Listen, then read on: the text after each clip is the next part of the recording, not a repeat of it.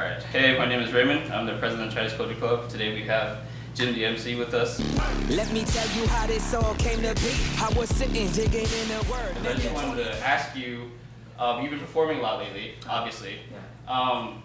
Do you have a specific message, or can you give us like the lowdown on what's going on? Yeah, I think the message, if there was one specific one, would kind of be just updating people with where I'm at, connect with these new group of generations that I'm encountering, and then in some cases reconnect with some, like maybe some of the older individuals, in their mid-20s or even closer to my age, that are like, yeah, I do remember when you were doing the rap battles and when you came out with your first album. I was in college myself, and now I'm a married man and I have 2 kids. Right. And I'm like, hey, I'm a married man. I have 1 kid, but I'm catching up to you. Yeah. So stuff like that is more about connection. All my friends, the only legit music that we had, I'm not saying we had any illegitimate music. The only legit music was your album ABC. Okay. Because it came out when I was a freshman in high school. Okay. Yeah. Which was very unique, even for myself. Because leading up to that, it never even crossed my mind to do a song or a rap in Cantonese, let alone a whole album of it. ABC,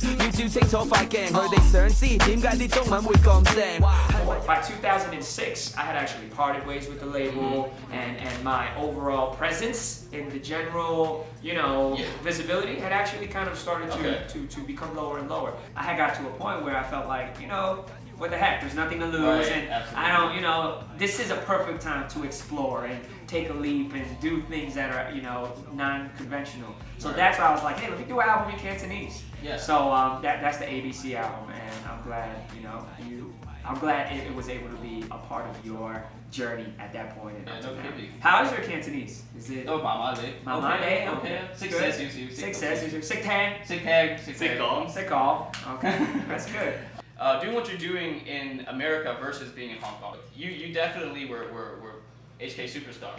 I mean, I grew up, born and raised in the States, but I'm very thankful that my household was also very traditional, and we kept and maintained a lot of those traditional Chinese values, right? And one big thing in Chinese culture is family, right? So some of the things that we grew up just naturally being instilled with was, your family is everything, So my time in Hong Kong just made me see that, wow, I really do cherish my family. Right. And then the other thing is, when I went there in 2008, I was in a different space than I am now.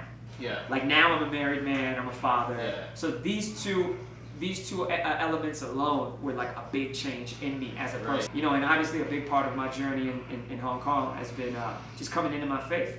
Right.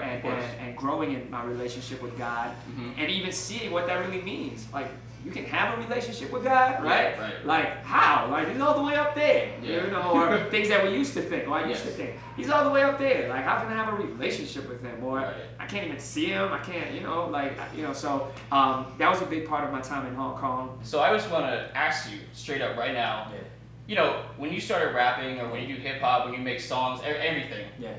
Does your culture, heritage, does it play a role in it? Like, do you kind of use it? From when I first started rapping, so we're talking about when I was like 13 years old, and it was just a fun little hobby type thing, to now, where it is my profession, right? Yeah. Between that time to now, it's definitely evolved and morphed over the years. And also it's become something that maybe once I wasn't even aware of it. Like, I was oblivious to it. Like, early on, I didn't think too much about me being an Asian and participating in this particular culture, hip hop culture, right? Not in the sense of like I'm belittling or I'm ashamed of my ethnicity. That's one thing I've never been. Right. Of course. I mean, the first song I ever released, like on a major scale, was a song called "Learn Chinese," right? And y'all gonna learn Chinese.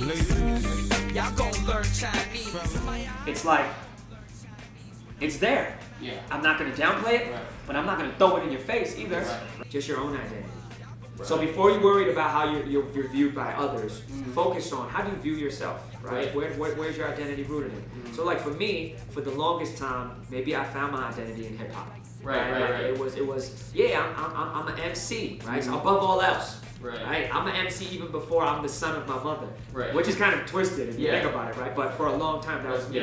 I found worth in that. I found identity in that. Right. So I would be affected when someone would say, "Man, you ain't a real MC." For a long time, that might have been something that had my brain twisted.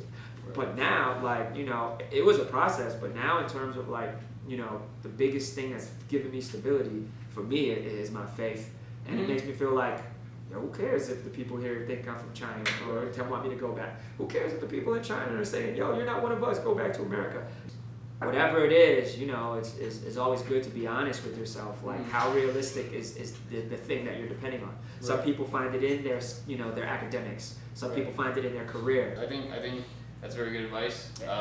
Especially like find your own identity first.